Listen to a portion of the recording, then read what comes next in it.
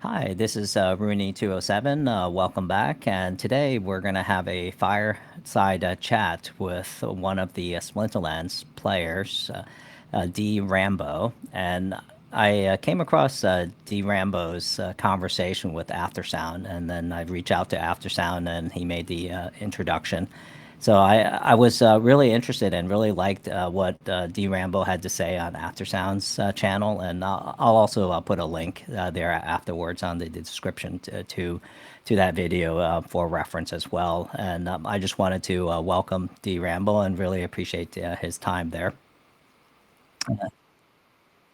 Yeah, thank you. And I was wondering if you can provide us a little bit information about yourself and then any other items that you'd like to talk about.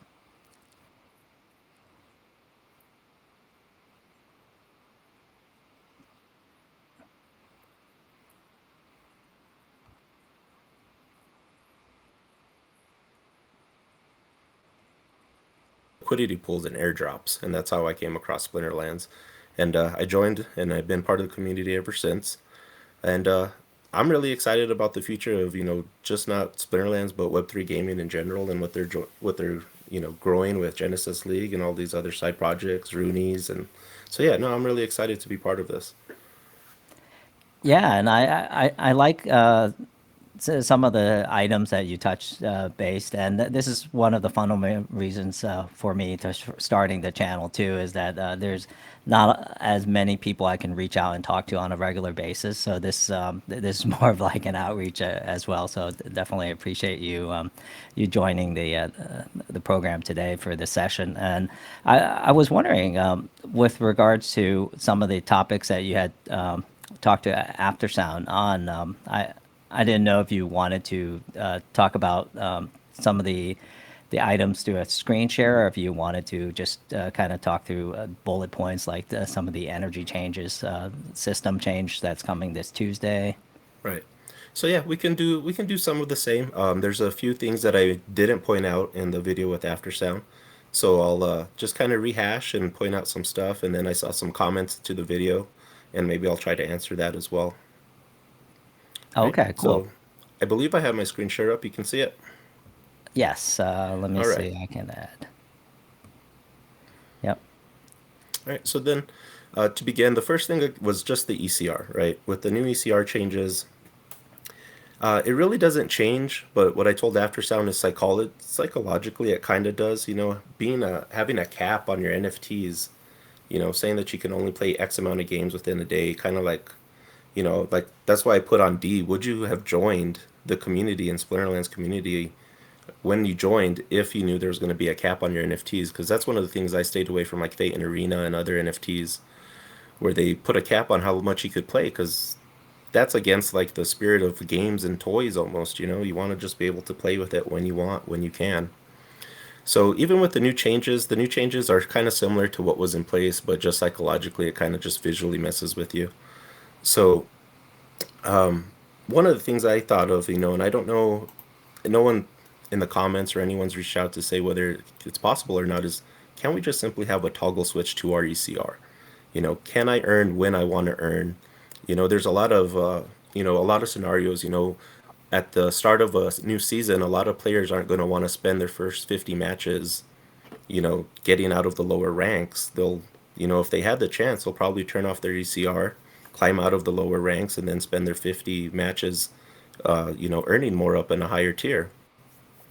So, I just think that, granting the players the freedom to play when they want is actually what we're missing right now, because a lot of people are, this came up because initially they were talking about game modes and additional game modes and how we can, spice up the Splinterlands, player experience.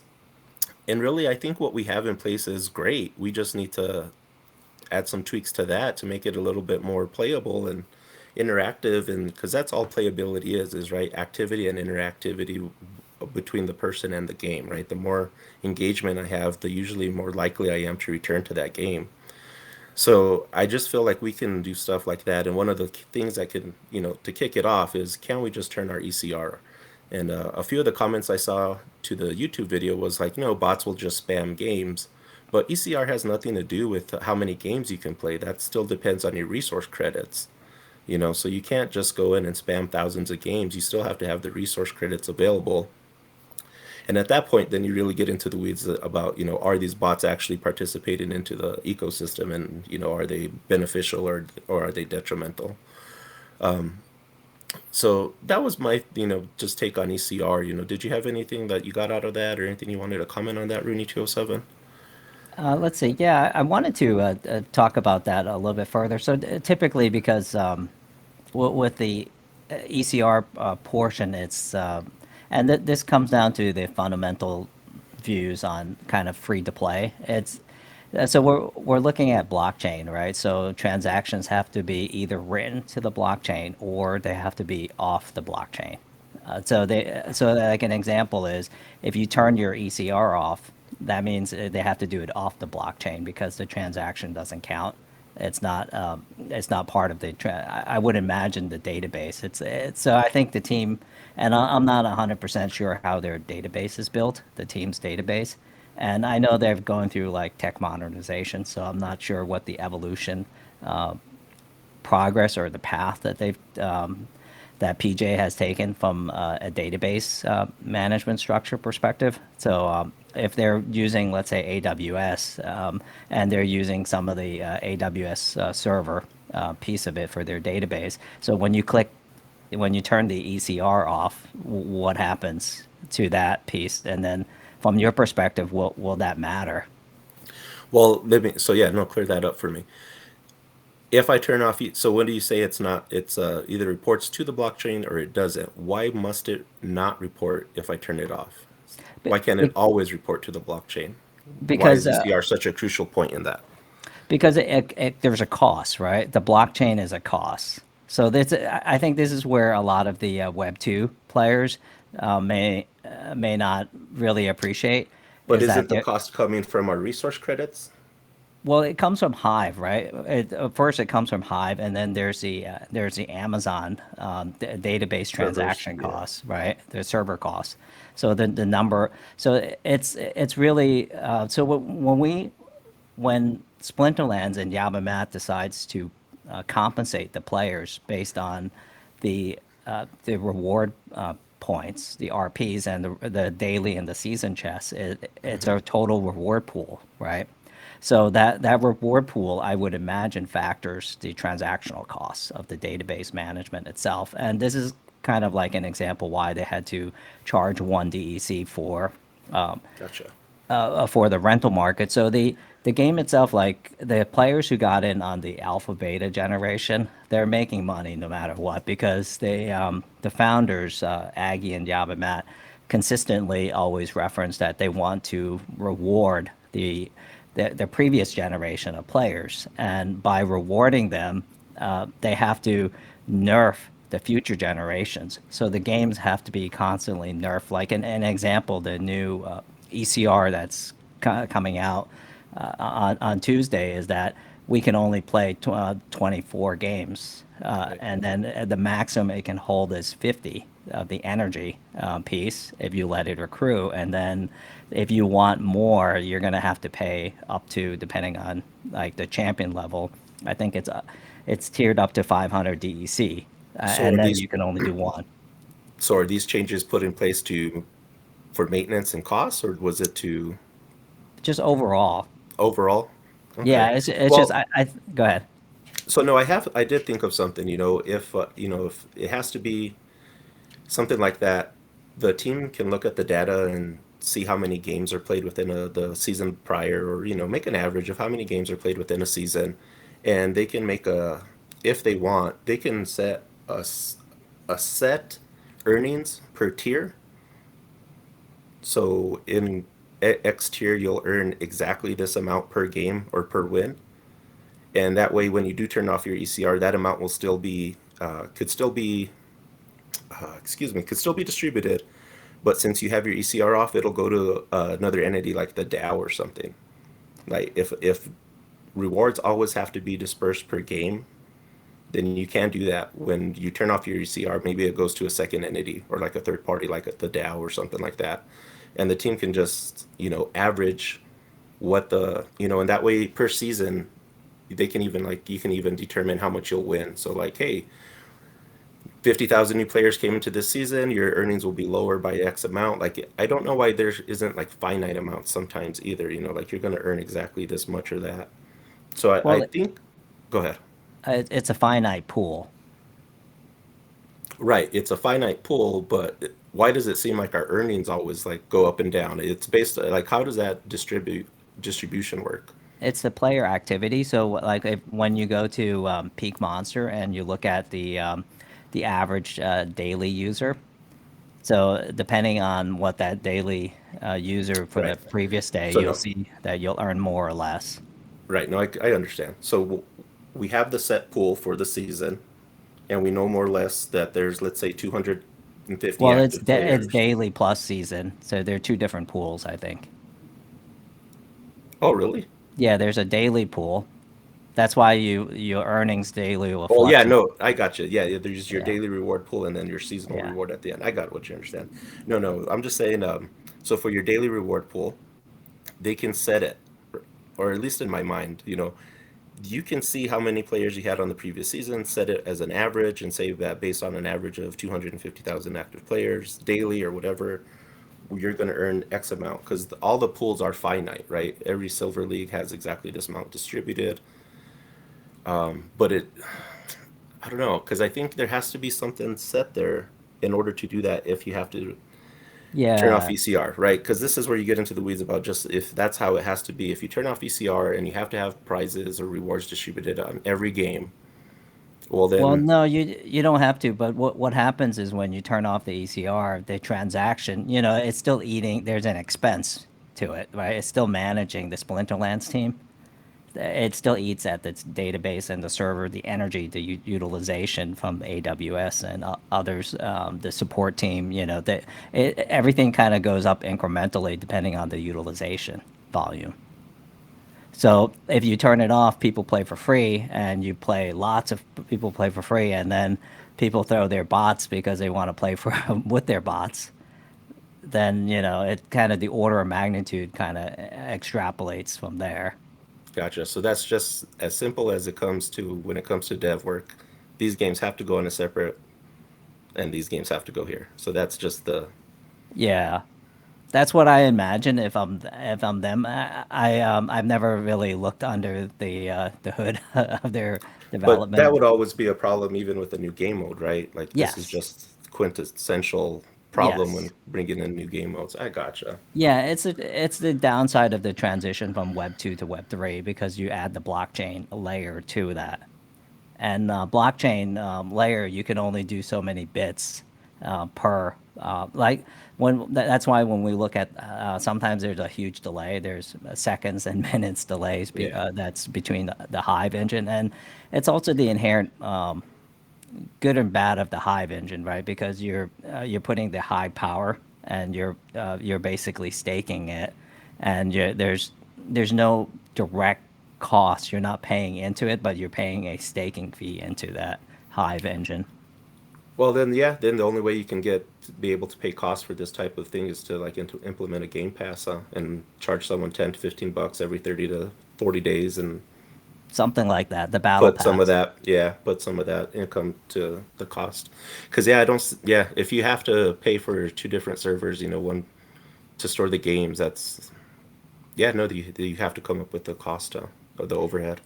Yeah, it's like do you use the Mav server to play to test like whenever they No, release stuff? no, I've never used it. No. Yeah, so that's kind of similar. It's off blockchain, Yeah. and so it'll have to be something like that. It'll have to be the map server, and it's just kind of the extension of it, I imagine, or they'll just make it in the game. And so just in order to be on the blockchain, what is needed? Like what is mandatory in the transaction? There has to be a cost to the blockchain piece if you're writing directly to the blockchain. That's why a lot of the battles are off the blockchain, and only the results gets uploaded and things like that. Oh, okay. Yeah. To the oh, okay. That's Yeah, interesting. Yeah, no, that's it's interesting. also harder. It's also harder for like, let's say if you're operating like a Archmage or Splinter Mage or Xbot, it's harder to capture like raw data too. So that this is why like bots take a lot longer to. There's an adaptation Okay. time.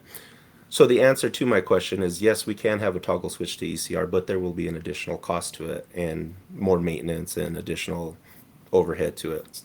Yeah, so it'll either come from the current player base who are actually paying into the blockchain. So then they'll have to nerf your rewards further. So it's they'll have to figure out what the formula is. And you can see everything is heading down to where Splinterlands. It used to be only like Axie Splinterland. There are very few games out there that kind of reward players more so than because in the traditional Web 2 game, the players we pay for everything, Hmm. and the only way that we can monetize a traditional Web 2 game is we have to sell the assets or sell our accounts or figure out some third party way, PayPal or something. Yeah, no, I got it. Yeah, no, yeah, no. Thanks for educating me.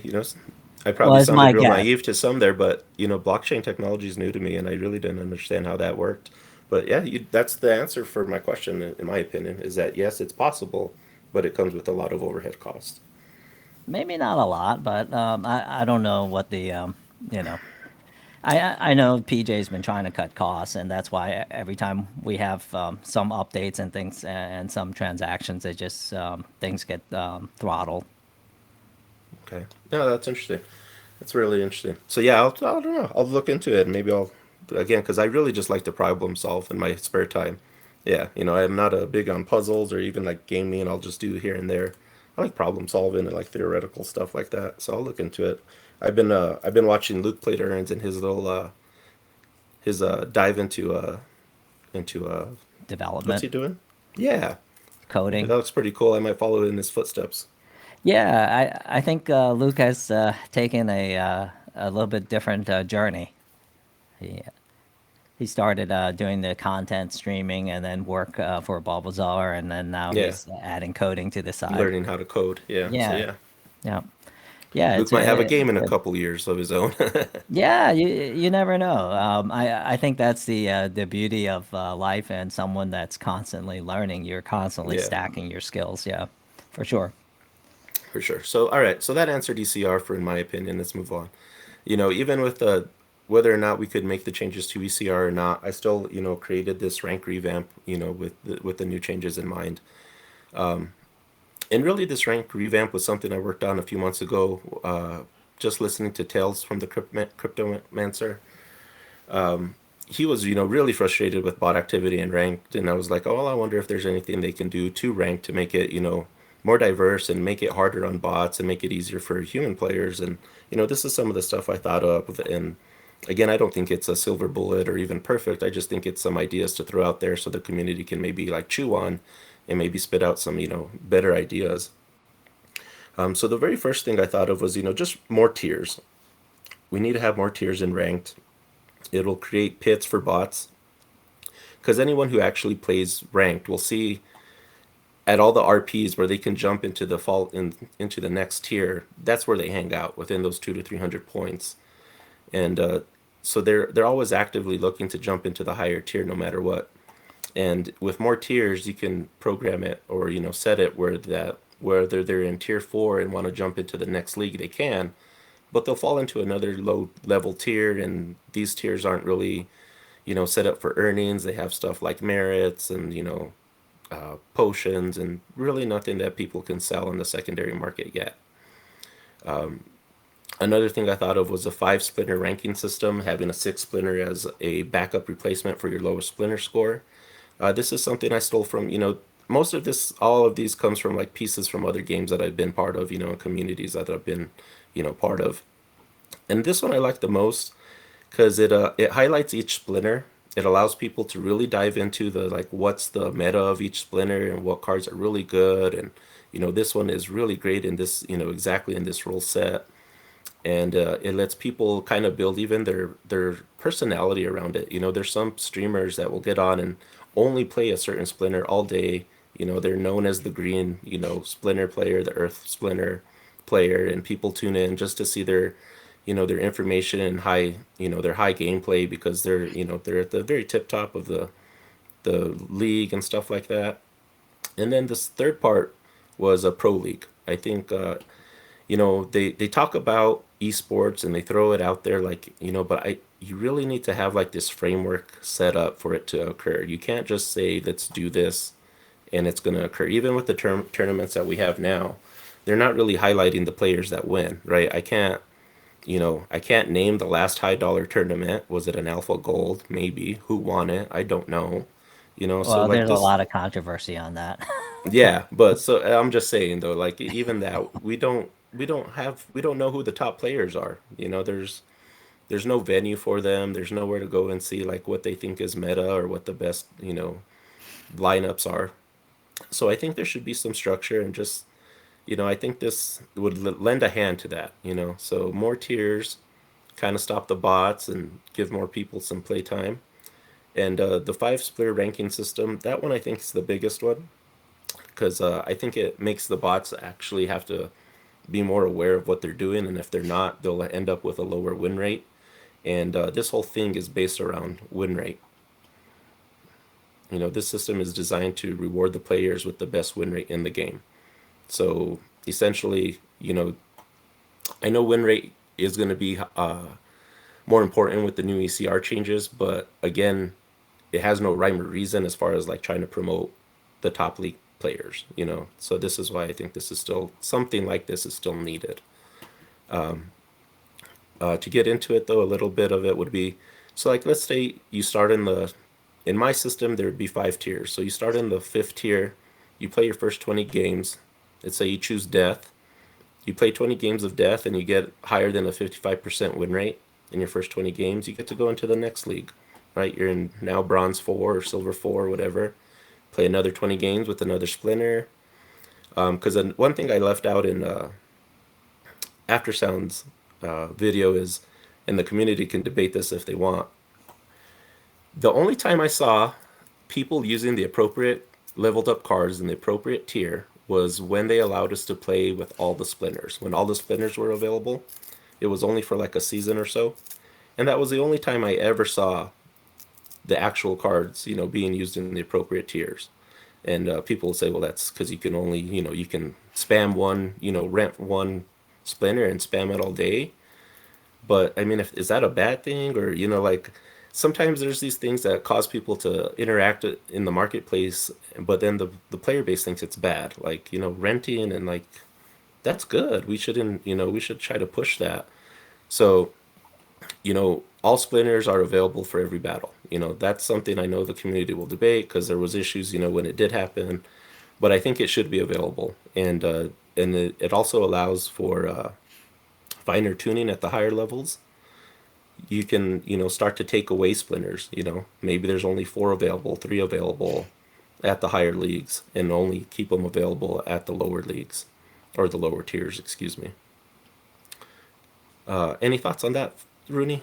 207? Let's Anything? see. I can only if I were to base it on my own experience. So if you allow like all the splinters, so I'll give you my own example. I prior to the three rule set changes, the implementation, I I was able to get away with getting the same results for CP.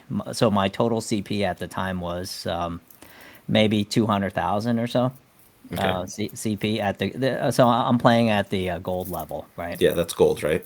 Yeah, so I'm playing at the gold league. So I was able to do it close to the minimum gold league for the CP level, and then with the new implementation of the three rule set, I cannot do it. So I have to raise. So I raised my CP from low 200s to now low 400s. So Oh wow. I added 200,000 CP on because of the three new rule set.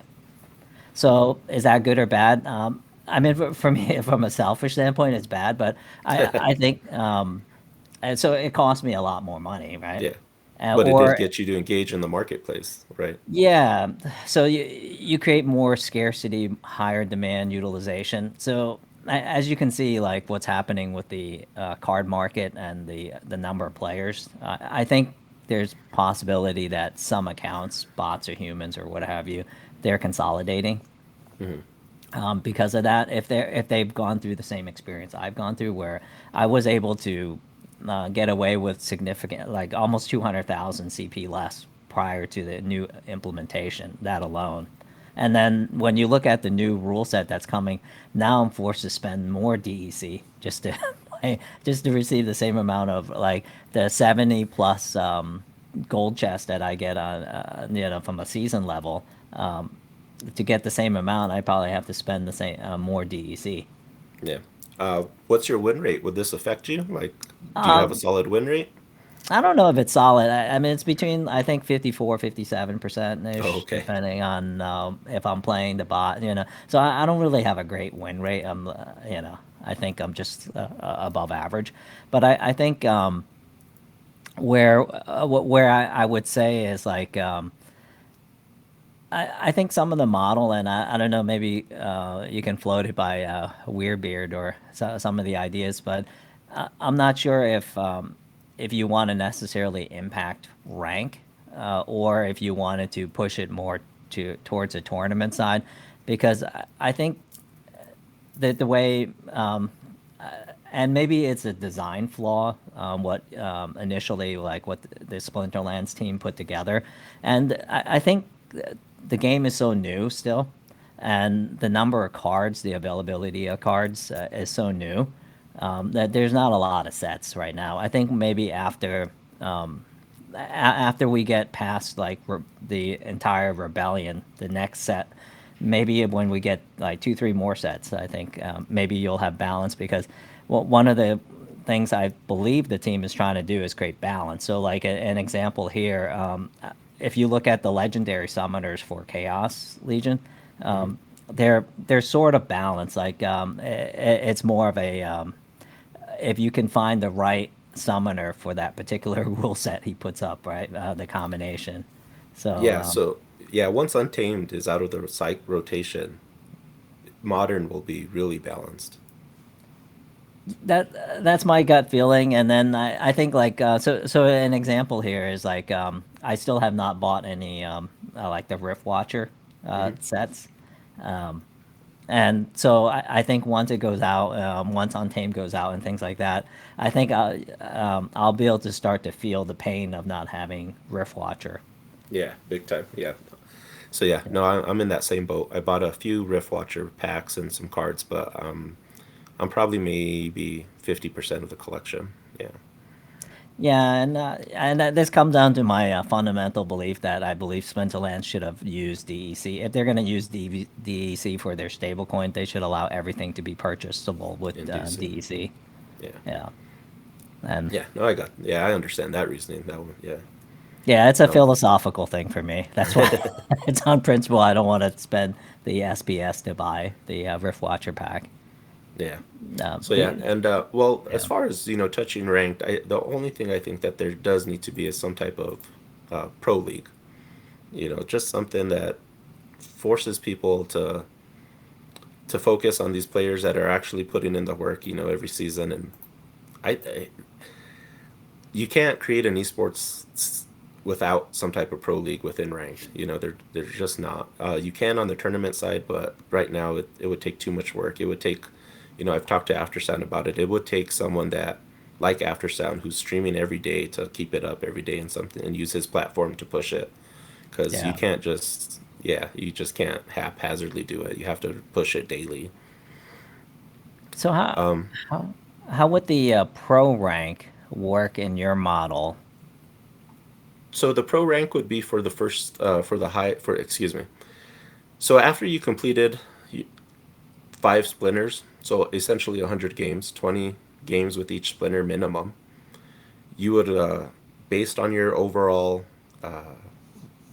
win percentage and everything like that, you would be submitted into the pro league. The way I have it set up in this model is that each time you complete the 20 games, advance into the next league, right? So tier 5, you complete your 20. Tier 4, you complete another 20. That's a total of 40. Tier 3, another 20, total of 60. Right? Tier 2, another 20 with another splinter, 80 games completed.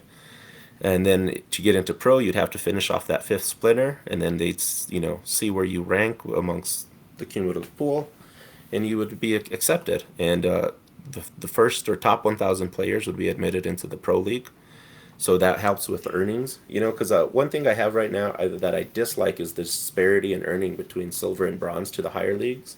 I understand why it occurs, but I just think it's too big of a disparity between the two, right? I think it could be a Yeah. little bit closer, and I think it would be helpful if we can bring that closer, but only to the selective, top 1,000 players or X players. Like, I don't think it has to be distributed amongst all the tiers. Let's just, give a little bit more earning to the top players that are playing, every season and putting in that work, because it is work, right? This is what we want to, this is something in Web3 that we kind of want to reward, right? Is that extra work or the time and attention that you put into this, you should be rewarded for that. So how do And you this feel is about the payback. payback period?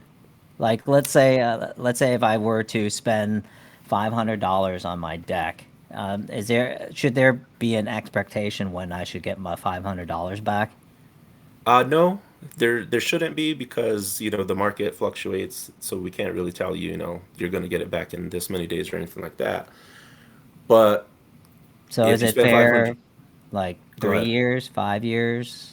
$500 on a deck. Let's see. Solely playing ranked, I would say solely playing ranked and just getting the rewards, I would say 2 to 3 years. Solely playing ranked, but being the top player in the league, I would say 6 months to a year. If I put in 500 and I'm the top player, I would expect to get that 500 back relatively relatively fast if I am a top player, because that's what Yeah. the prize pool should be bigger for top players. So Because I want to push competitiveness, not pay to win, right? I don't want to reward people who have the biggest deck or have the most money.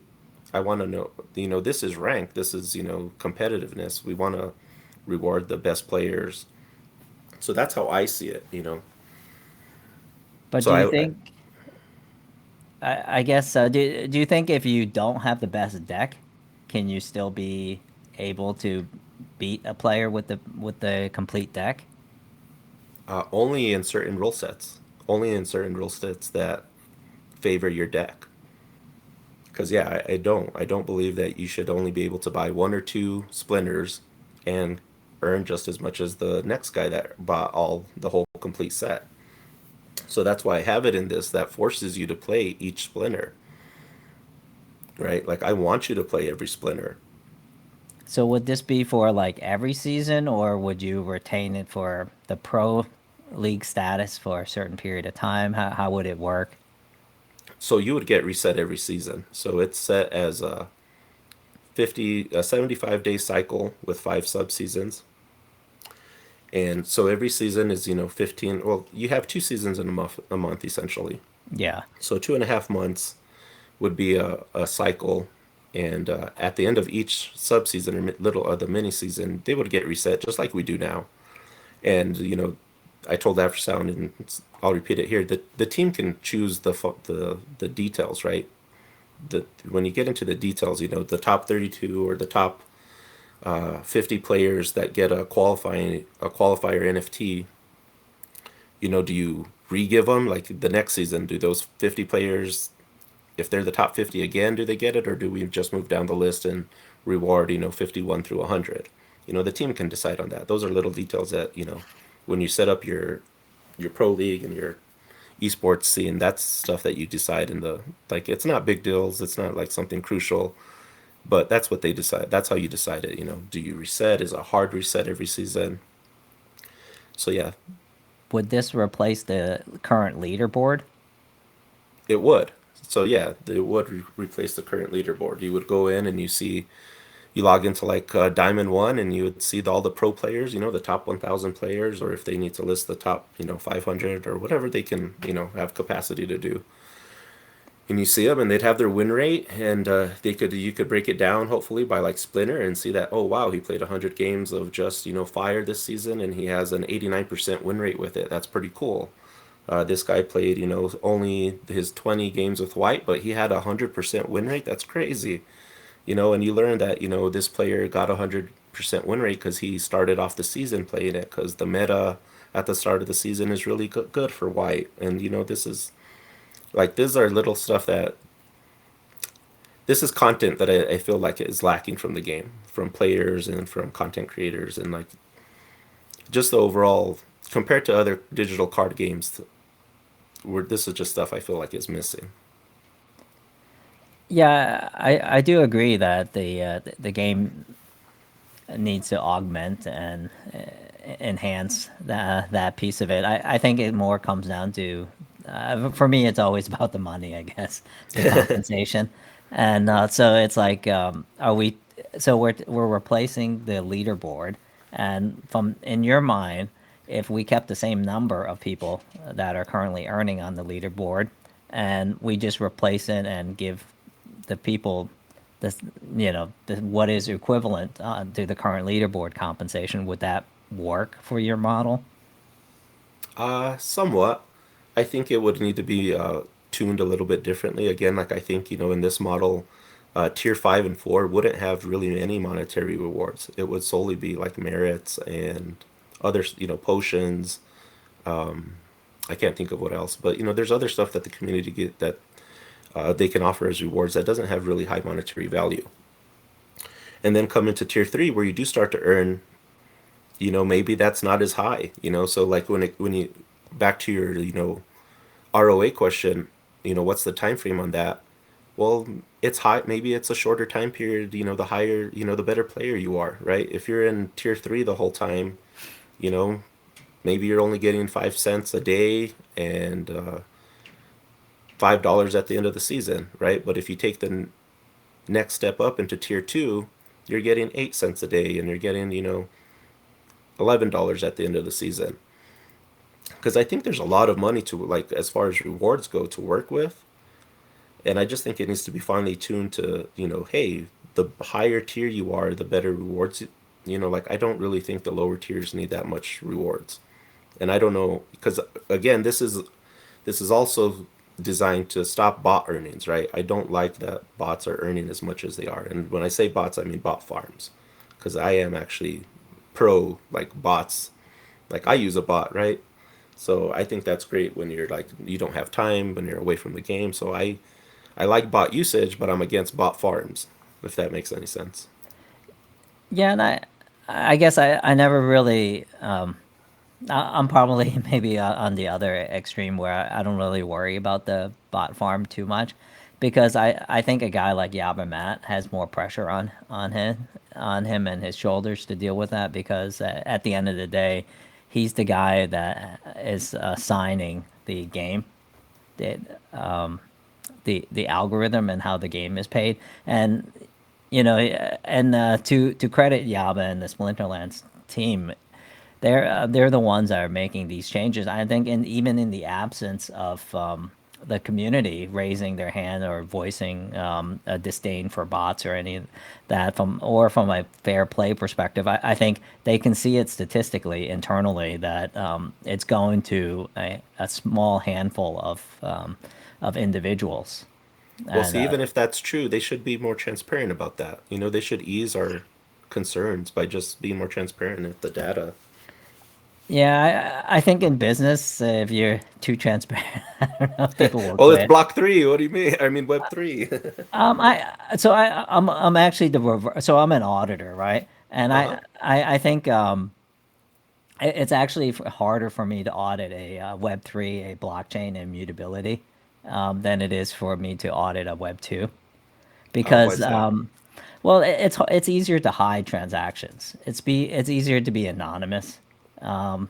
in Web3. So there's a lot of layers of complexity. So when you're looking at groups of data, and when you're looking, you're more catching trends, right? Versus assigning to individual.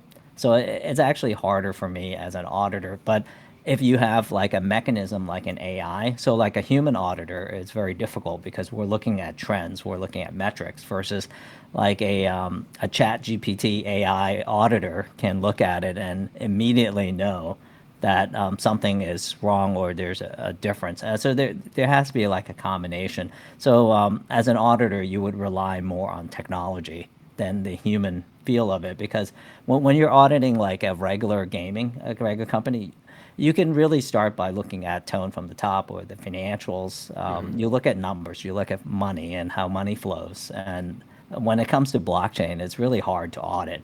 I don't think people really appreciate like how difficult it is to audit in a blockchain. Because it is out there and open, but you have to find it. Yes, and you can hide it. And if you're very good, and part of it is if you're new to the blockchain piece, then it's very difficult. You just don't know what you're looking at, right? It's a Gotcha. needle in the haystack. And you Interesting. just keep on throwing data. It's a pool. It's a sea. It's like it's a data lake, data ocean. You just keep on throwing data to confuse people. Oh, that's interesting. So do you like it? How's your experience with it overall? I mean, I like it because it allows, after you've been building governance model for a large enterprise, for large public companies, for a while, and you've seen the cybersecurity, the attack footprint, the vectors, the actors that's involved. This is a completely different landscape, completely different experience, and you're having to be more reliant on technology Right. than you are with the human people. Like before, I can do a walkthrough interview with a human and kind of say, oh, okay, this person isn't really, I need to spend more time in this area. You can get a sense through your conversation, but now you're like, oh, well, I need help from an AI. I need help from technology to really. I need another programmer to help me. Yeah. So you can kind of see the like the foreshadowing of this huge need for like developers in this realm, huh? Oh, Like and they're then going to not be worth only. their weight in gold eventually. Yeah, and also like we look at so you have Solidity that was built for Ethereum. Then you have Cardano. You have others, but the funny thing I've noticed is that eventually it could be that it'll all convert back to Java. So we built Web3 to escape Java, right? Yeah, And that's at the interesting. end, the best programming language is going to be potentially Java. Java. Huh. You know. And it's really funny. Like we tried to get away from AWS, from Azure, from Google data centers, from basically the top five mega data centers in the world, right? The Verizon Terramarts, the QTS, and those guys. But at the end result, you're actually more dependent on them, On and them. you actually want. It's like Bitcoin mining, right? Before it just kind of started in China, throughout the world, moved to a little bit of West Texas, and at the end of the day, now the Bitcoin miners will only reside in three or four localized area that's completely controlled by key. Yeah. Well, it's interesting. It's like I don't know if this was recorded or before, but yeah, I think the next 10 years in this is going to be really transformative. Yeah, I just I don't have a feel like direction. That's why I guess I'm more empathetic to, and I kind of I'm more patient when it comes to Web3 games because I see like the large challenge, and I even like I'll even extrapolate, and these are not accurate numbers. So if let's say if like Yaba, Matt, Aggie, Dennis, Ali, those guys spent X number of dollars, like at first they just created this brainchild, and then they sold cards, and the cards actually sold, so they have to quit their job to not to do this Splinterlands thing, and then Right. it grew, right, and then So let's say so far, and this is just pure extrapolation and nothing, it's not accurate or anything like that. But let's say hypothetically, if the Splinterlands team were to spend $20 million so far year to date on the technology investment, right? A competitor that's similar without hard forking the this current game or ecosystem could potentially have to spend like almost maybe 75 to 100 million or 150 million dollars to create a comparable product because of inflation, cost, and development, and all that stuff, learning. So this is That's part of interesting. the early adapter mentality. So that's what you think a price point is to start for like these big companies like Blizzard or EA if they wanted to get into blockchain gaming. You think that's the price point to start at is somewhere around there? Yeah, I think so. And this is, but this So is the that beauty. Go ahead. so that's probably why we haven't seen these big guys starting to jump into Web3 because it is expensive. It's a expensive venture for them. I think it's maybe not expensive enough for them. I think it's Yeah, no, more. true. They're coming from a billion-dollar industry, so yeah, they had definitely have the money for it. Yeah, it's like if you're Microsoft and you're just gonna see what sticks, and then if it sticks, you might throw $10 billion at it. So there, because it's like order of magnitude for the world's largest or second largest company and the world's largest software development company. If you were to spend like $1 million, it doesn't really do much to you in terms of the order of magnitude, the impact. So you got to wait until a product grow or a game platform grows to the point where you can acquire it and it makes a financial difference to your balance sheet. Interesting. And what do you think it's ever possible for someone like that to come in and buy an ecosystem like Hive? I don't think Oh, you not really can. buy because I know Hive's decentralized, but they can come in and put in enough money to have a large share into it. Yeah, it's possible. I ultimately believe like a DEX, a decentralized or a block one, a Hmm. layer like a blockchain layer one type structure. I think it has to be on the public domain. I don't think these things will be well. I don't think privatizing something or owning something like what Facebook is, what Meta is trying to do. Trying to do, yeah, I don't know if that's necessarily going to be the highest adoption or the best yeah, thing for Web3. I'm not sure. I'm not sold on it. yeah, because it has some quintessential parts that are strictly against Web3, thinking. So yeah, no, I gotcha. Principles and stuff. Yeah, and I think there's going to be that balance, and I'm actually kind of fascinated with like your thinking on the on evolving the framework for rank play piece of it, and I'm trying to figure out like so if I'm Yamamat or Weirdbeard,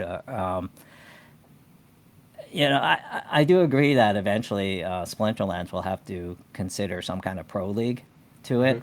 So I, I think maybe I don't know if you wanted to take a stab at talking to Weirdbeard and get his thoughts, or some of the other OG players Hmm. out there for their perspective on it. But I think this is probably something that maybe Aggie and Yaba and Weirdbeard, they're thinking about what is so they're evolving to Battle 2.0, right? Right. So yeah, and again, this isn't something that would come out tomorrow. This is like a 3 to 6 month project. You'd have to intertie it with like again Battles 2.0, and you just and then include it in the white paper, and yeah. So yeah, no, I understand what all it involves, but this was just again throwing out ideas to kind of form or change the narrative from what I was hearing, because game modes are always the first thing launched when a game starts to die. Is like That's players a are Web 2 leaving. thinking. Yeah, what can we do? Let's do another game mode. And I'm like, no, because I've seen a game. I've been part of a community where they got a game mode and it was the death of the game. It instantly divides a community. They point fingers at each other like you should be playing over here. No, you should be playing over here. Like. So that's why this came into play is like, it's not it was just to change the narrative. Here's some ideas that's kind of like, rethink where we're going with this. So how do you feel about like let's say the Soul Keep, the new tower defense game, or the Splinter Forge, these types of like soft fork add-ons, the game modes. How do you feel about them? I think those are great. I think that is perfect utilization of an NFT in Web3 gaming. Is it's based off Splinterlands. This is where it was born, and then you can use it in multitude of ways. In this game, in that game, you can stake it on your land soon, like all kinds of cool stuff, right? That is so cool, right? There's what other game can you do that? Not even within franchises are you able to bring in, you know. So like I think like yeah, I can't even think of one. You know what I mean? That is really cool. You know, so I'm really excited about that. But that was also the thing is that if we talk about new game modes, they have to be these whole new standalone type of modes, not more card games. I don't want Splinterlands card games like my example for After Sound was remember when they used to sell you PCs and it would say like with 10 downloadable games and it was just six versions of solitaire, mahjong, chess, and checkers. You're like, well, that don't count. So I don't want us to ever load up Splinterlands and just have like six versions of the card game. Like I don't, that would be too watered down for, in my opinion. So, like I am cool with these cool game modes that are nothing like a card game. There's like you said, Splinter Forge.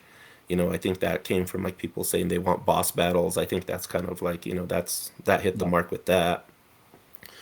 And then now we're gonna have land, and land seems like this whole game. This whole unique experience. So yeah, those game modes I'm all 100% for. I think that is so So unique. how do Go you ahead. think your rank pro league would affect the combination of the land, the Soul Keep, and Splinter Forge type structure? I think so. Eventually, like I said, this lends its hand to creating a meta. So I think people would, I think there would be a price influx on certain cards and depreciation on others. And I think, you people would say, hey, go get this card and put it on your land because you're never ever going to use it in a battle, and max it out and use it, or this and that. And I just think it'll help to people being able to manage their assets.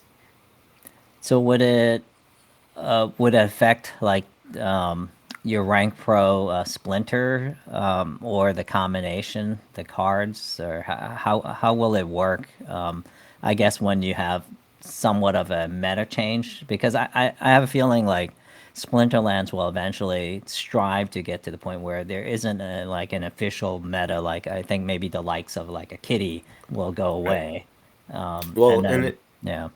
right, and if you play the game a lot, you realize that certain cards do have their own meta, but in certain leagues, right? A great card in silver and bronze isn't great in diamond, and so on and so forth, right? A great card in diamond isn't great in bronze, and so that's there. Actually, it's pretty cool. Like every card kind of has its own meta, and that's why I think it is a balanced game and it is well thought out. And what's crazy about Splinterlands is that everything that other digital card games get wrong, they get right.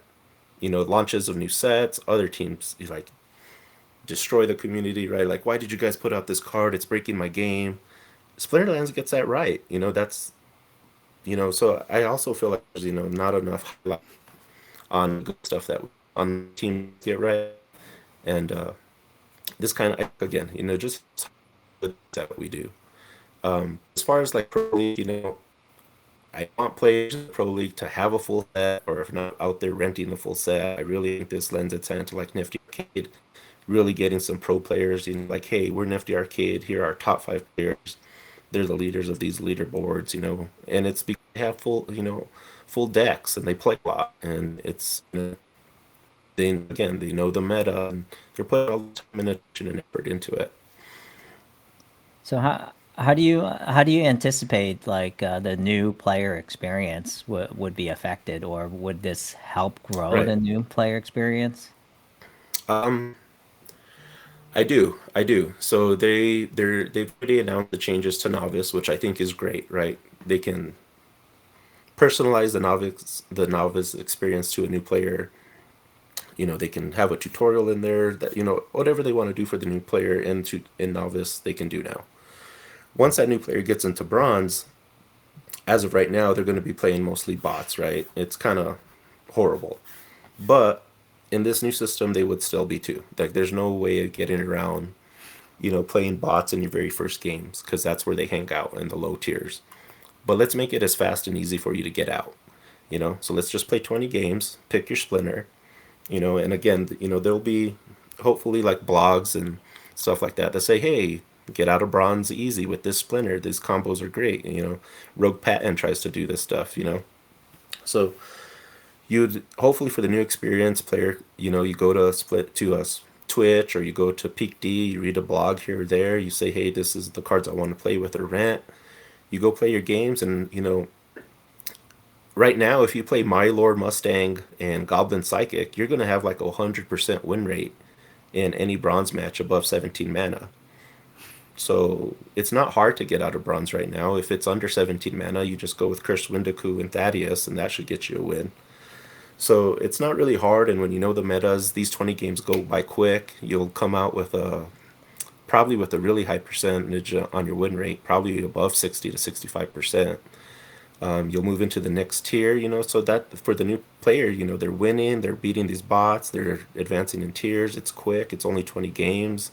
It's not even, half of their ECR for their first load. Um, and, in the perfect scenario, they would get into bronze 3. Their first day, you would start to earn. Maybe with your last few games, you would start to earn and see what it feels like. And then you come in the next day after your ECR resets, after day 1 or day 2, get into bronze, work your way up to bronze 2 or 1, top tier. And that's why if you're a new player and you were so good, you did your research and you studied on the meta and you're so good that that first season you can get into pro league, right? If you have a high win rate, you finish your 5 splinters, your 100 matches, and your win rate is, decent enough to get into pro rank, you can do it even as a new player.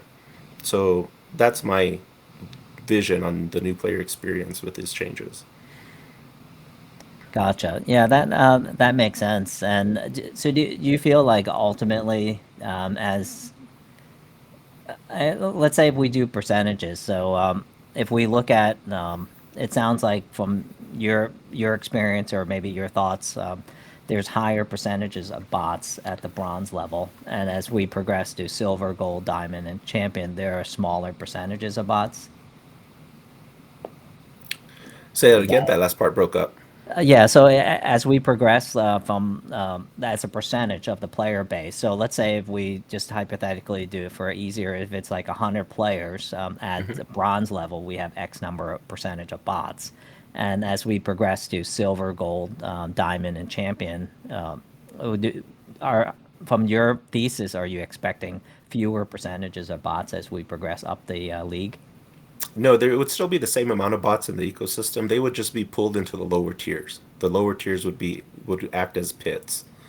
So, because I don't think so. Why do I believe that? I don't believe they'll have a good win rate.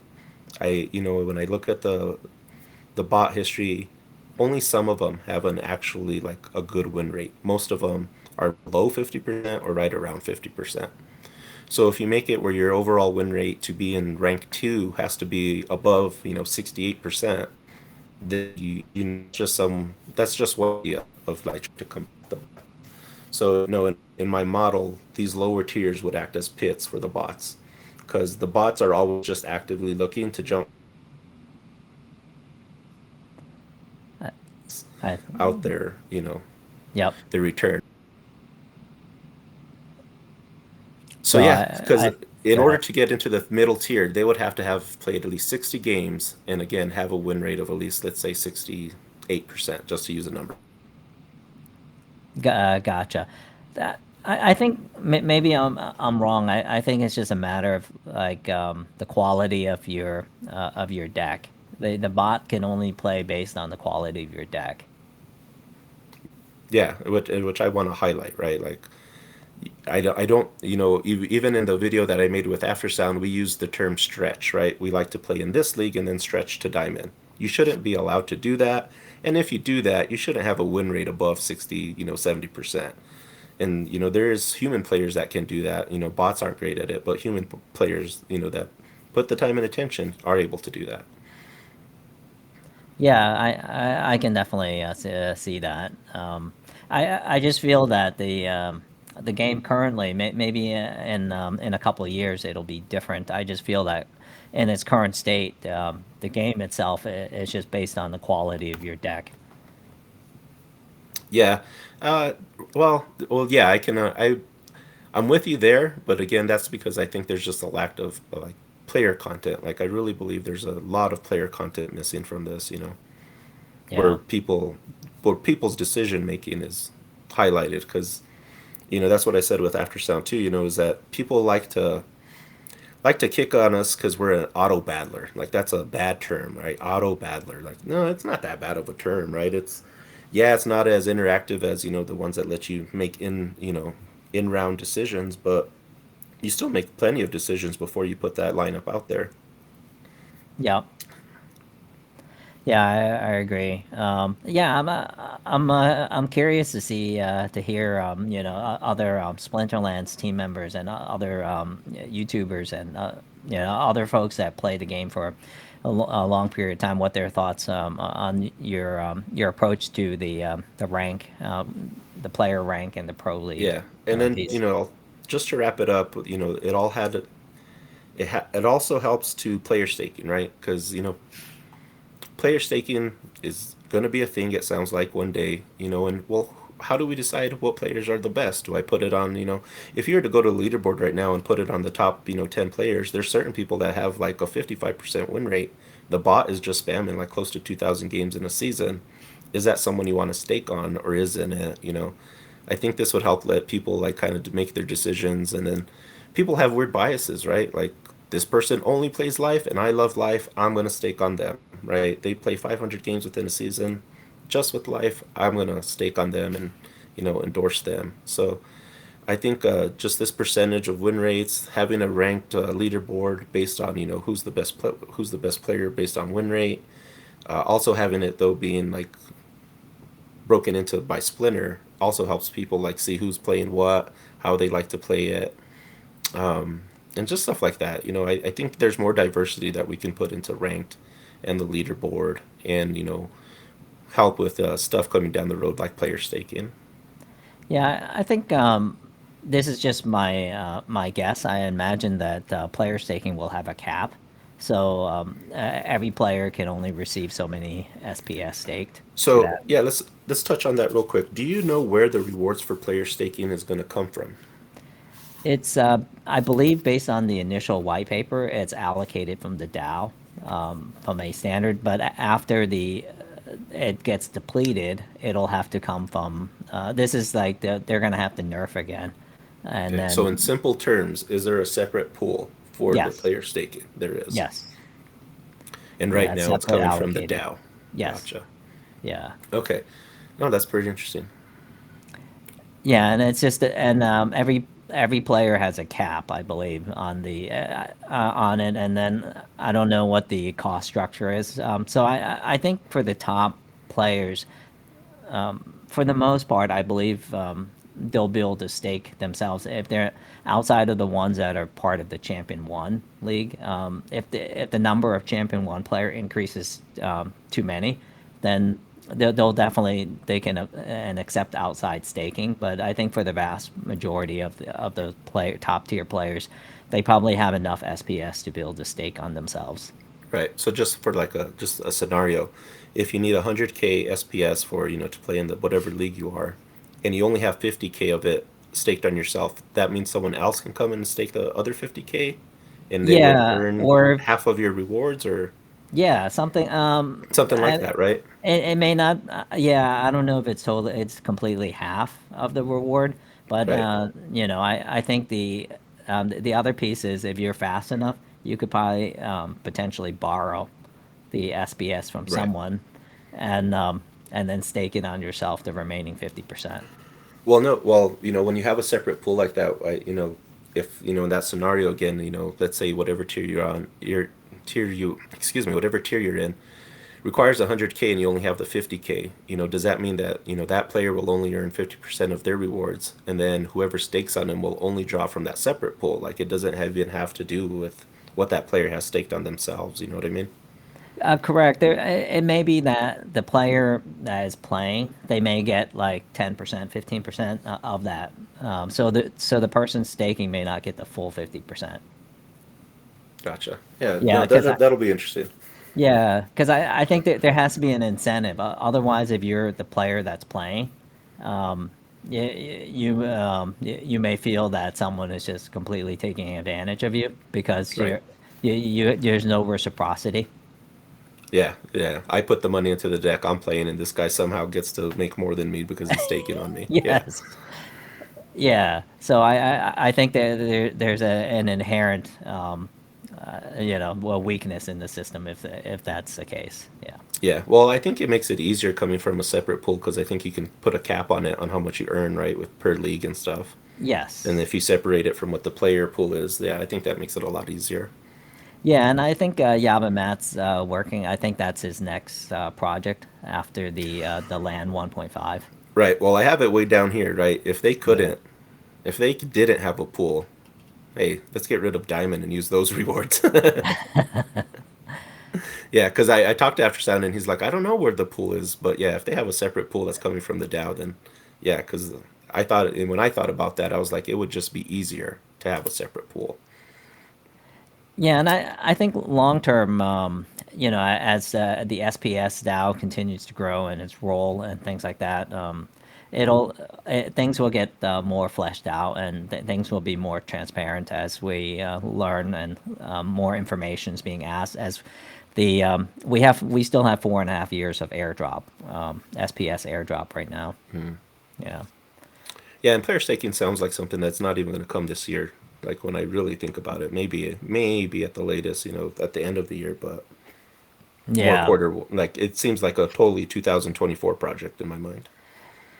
Yeah, I believe so. I mean, the team has limited resources, Yeah. and So based yeah, on what is it? So mid March, land will probably take us through the summer, and then we'll probably get into a rebellion launch after that.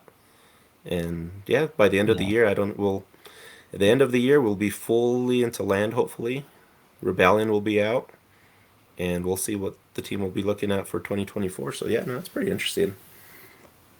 yeah. Do you own any land currently? I do. I bought a plot and a rare totem approximately a little over a year ago. Oh, nice. Okay. Yeah, yeah. So when I first, I like to consider myself an SPS maxi. So I'm a true believer that'll get to a dollar and even higher.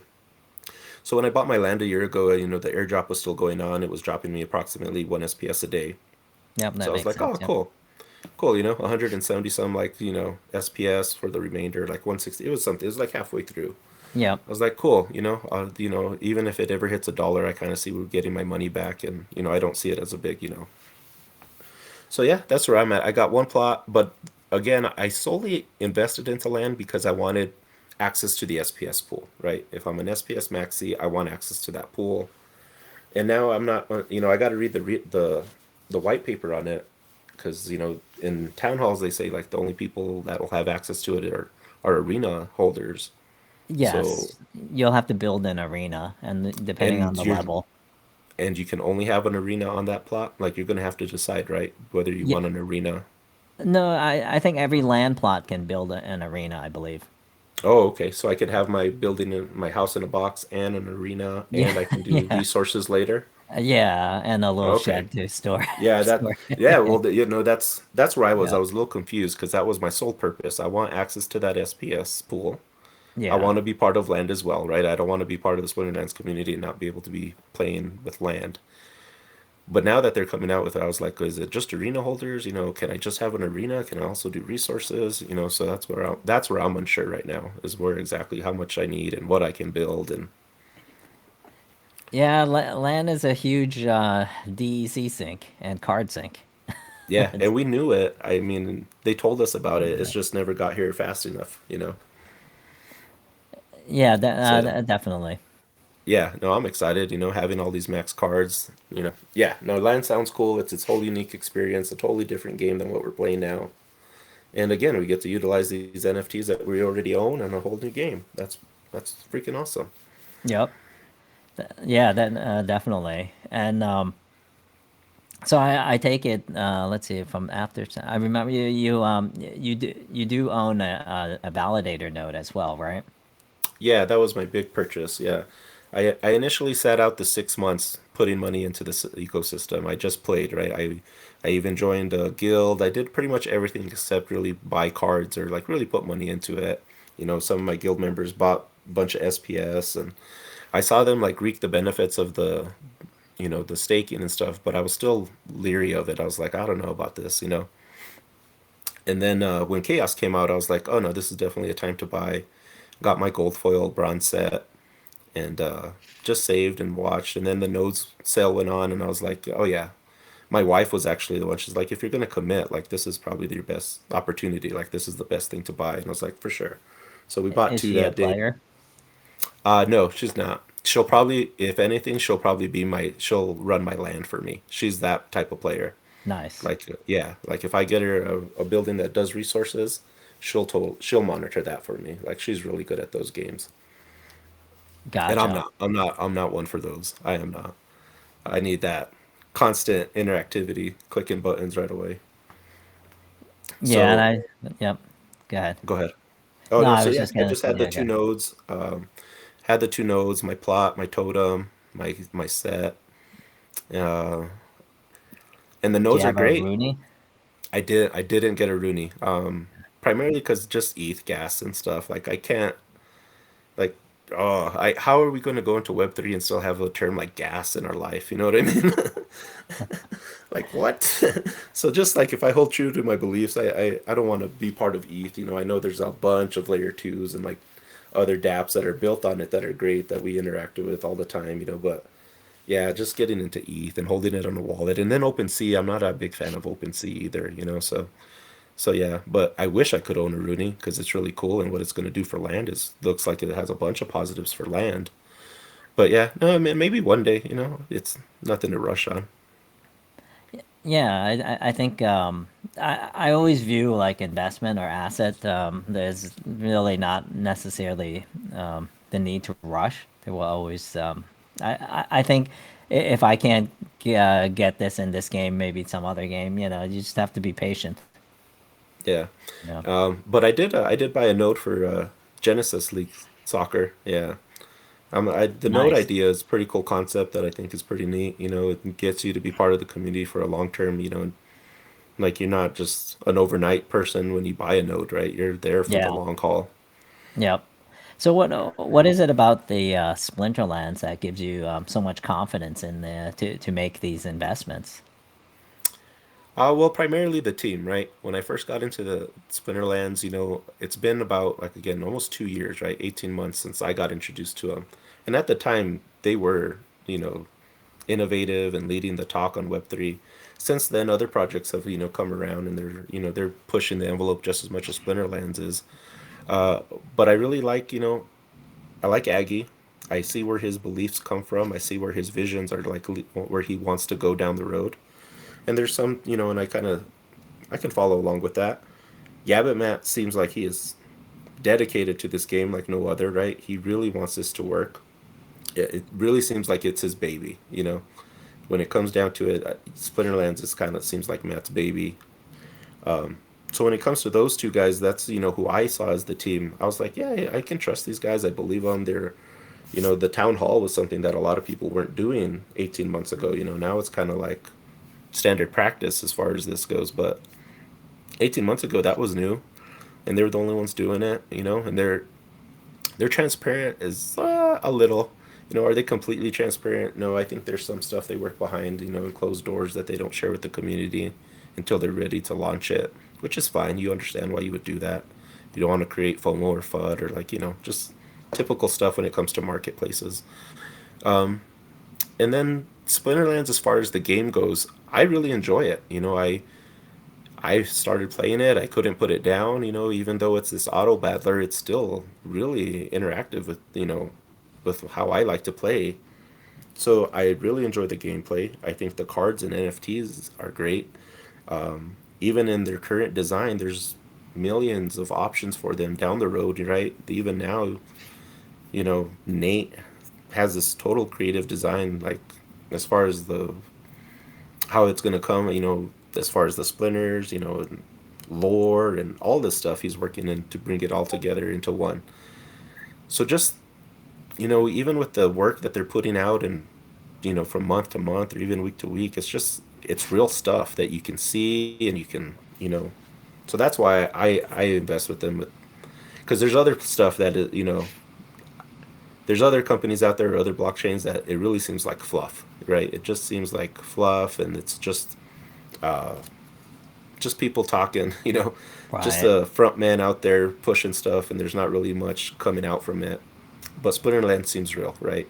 Whether you thought Rooney was a bust or not, it's a thing, right? It exists. It's on Yep. ETH. It's on OpenSeas. It's out there. You can play it in game. You're going to be able to use it in land. Even land, even though it took years, it's going to be a thing. And it's going to be, I think it's going to be actually a pretty big thing. Like this whole new game concept around land, I think can actually have its life of its own, and actually might be the biggest boom, like next period for Splinterlands. Yeah, I believe that's the direction they're pushing it. Let's see. Did you want to cover anything else on your topic? And if not, I like to kind of do a survey with you if you still have a little bit of time. Yeah, I do. No, no, I'm good. That was it. Just you answered my question about the toggle switch to ECR, how that would have work in a real world, application. You know, we rehashed my rank revamp ideas, and then yeah, that was it, pretty much. Cool. And yeah, so I think what I like to do is, and this is on a scale of 1 to 10, and 10 being the highest. So like I have a few, and you don't have to answer all of them. You can just say skip. And so the first one is ranking the founders on a scale of 1 to 10. I give them about a 9. I always give them room for improvement. But yeah, I like what they're doing now. Aggie's really interactive. He's on, MSNBC and CNN or whatever opportunity he has for an interview, he takes it. So, and that's what you want to see from a founder, right? Active and trying to spread the word. And as far as Matt goes, he's always thinking down the road, Matt, more than Aggie, is willing to accept when he made a mistake, and maybe because he's the dev and it's his work. But when you have two honest people like that, that's what I like about them. That they're honest, they're open, and they really don't try to hide from you. Yeah, I agree. What about the leadership team, one layer below Matt and Aggie? I think they're good too. Hardpoint really came on strong. I know he's moved back. He's to dev work, so we haven't seen him as much. And then are we getting like critical here, or Just on a scale of 1 to 10. scale to 1 to 10? Under Yeah. them, I would put him at a 7. Okay. At a 7, yeah, I think there's a lot more room for improvement from them. You know, Got it. And then their board quality, their board of directors. um, who are they? That's a good question. Yeah, so if you're not sure, then you would rank them lower. So that this is kind of the purpose, the method to the madness. You know? Yeah, because yeah, I saw a paper where it listed like some of the early VCs that got into here and put up a lot of funding like early on, but I don't know who's still on the board. Do you have a list? Is there a place to find that? I've never actually looked up Steam Monster on for the incorporation piece Hmm. and look at their filing. I've not looked at any of that. The only ones I know that are covered under the town hall are Matt, Aggie, Dennis, and Allie from the Blockchain Founders Fund. Well, I'll give it a 5, because are they active? I really don't know much about them. So are they active? Could they be more active, or is it, sometimes having a quiet board is the best thing, right? Yeah, and I think for Web3 for startups, you definitely want the board to be more engaged, and they're probably very engaged in the background and things like that. We're just not aware of them, and I don't think many of our community members have done a lot of research into them. Yeah. So Well, even when you say board, it sounds like a anti-Web3 thing. You know what I mean? Wait, there's a board for a Web3 organization? Yeah, because we also have our DAO, right? The Yeah, SPS yeah, DAO. Yeah. yeah. I think most people have to realize that Splinterlands, as of right now, is very much a hybrid of Web 2 and Web 3, and they're Yeah. transitioning into Web 3. Yeah, Yep. Yeah, and I tend to label them as Web 2.5 as a company. yeah, and I would think that's appropriate. I think that's spot on, actually. How do you feel about the community engagement? Community engagement from the team or from the Uh, community at large? just in general, the Community overall. engagement, team to team to community, I would put that around a 5 or 6. Okay. Community with amongst community, I would put that more around a 8. Okay. So do you want to average them, or do you think we should break out? Seven's fine, just in general, Okay. But because yeah, you do because make a good point. I'm gonna put a note here. You do bring up a good point though.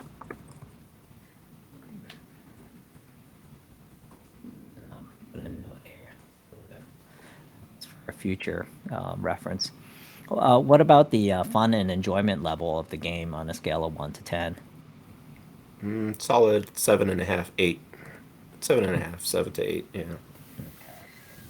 So give it 7.5 then. Ability to make a living playing the game. So since you're a U.S. player, one being ability to make $10,000 a year, and 10 being ability to make 100,000 a year. Solely playing the game or being part of the community, But the whole just ecosystem. yeah, the whole ecosystem. So the So it could be investment, the SPS, the Right, DAO, but the also creating content on like Three yep, Speak around the game, yep. posting onto Peak. Yeah. So what was the question again? Say it again. The ability to make a living. So if you put a scale of 1, it would equate to 10,000, and then if you give it a 10, it would be equating to 100,000 US dollars per year. I would put it at a 2 to 3. I think if someone really, really created a platform of content creating and played the game and streamed constantly, did yeah, I think they could easily make somewhere between 15 to 30,000. Okay, so you think maybe 2.5 for 25,000 a year? Let's just do 20. Let's just do 20. 20 22? is a good Okay. number. Yeah, because All right. I actually looked at it last year and there was a scenario where I averaged around 16. I was like, wow, you know, but that was constant creating and then also creating like tournaments around your brand, and having people compete in that.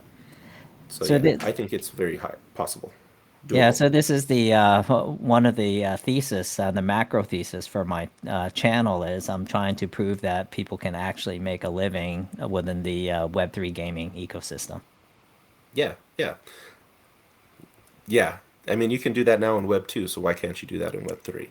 Yeah, so the Web 2, there are very few players that in terms of, and this comes down to like tournaments and all structures within Web 2 for gaming in general. There are very few people that can make a living in Web 2. When it comes to gaming. And gaming has such a large impact on humanity and our society, and it's also recession proof, and it's something that everyone agrees that will continue to grow at extraordinary volume level, but. It grows, but the only ones that are making money are the gaming studios, the developers, and people who contribute to it in a non-gaming capacity. Yeah, So yeah, and that's why I invested as well. You know, Web 2 is $1 billion industry. There's no reason why Web 3 gaming shouldn't be either.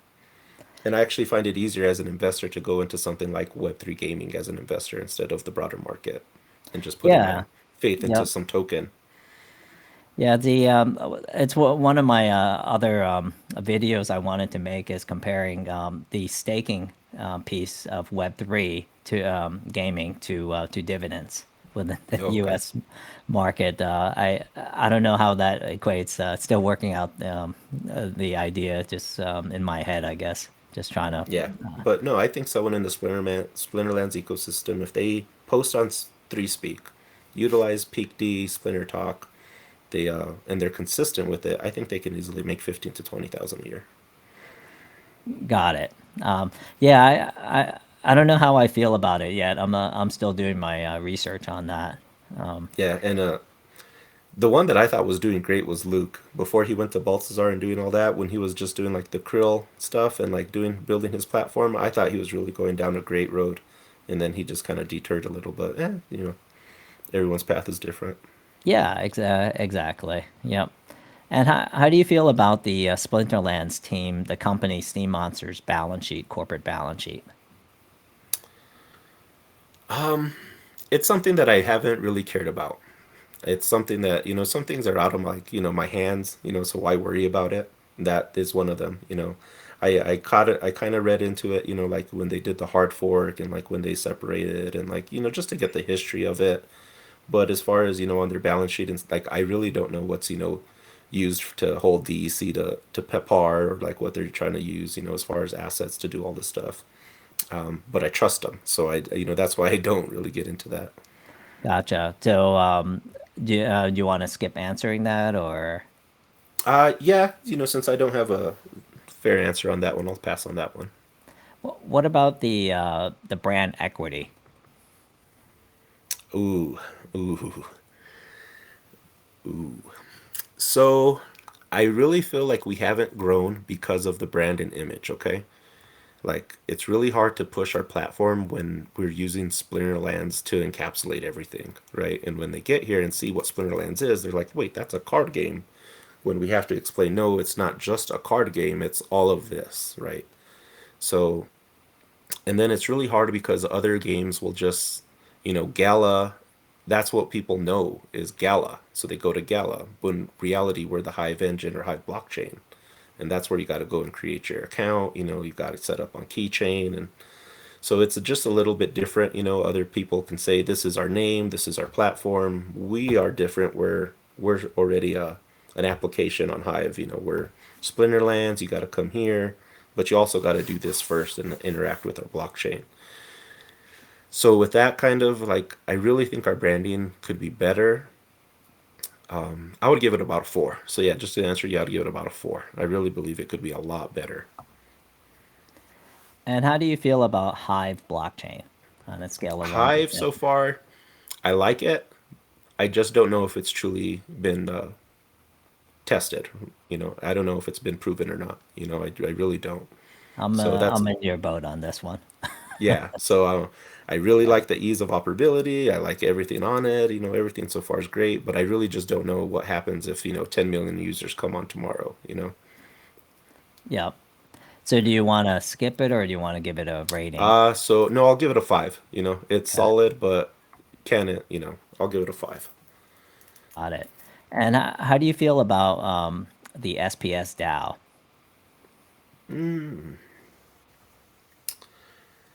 I would give the SPS down right now a six. It's operating better than good. It's okay.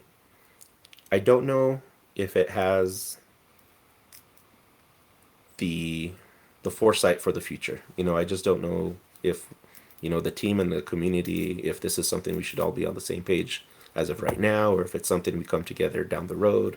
But it just doesn't seem like we're working together when it comes to the DAO and how it operates. And I was actually when they first announced the DAO and how that should there have been like like a some type of like amendment bill or like something like that teaches us like a template of how it's going to work or like so yeah I Like think the an DAO could be operating procedure yeah policy?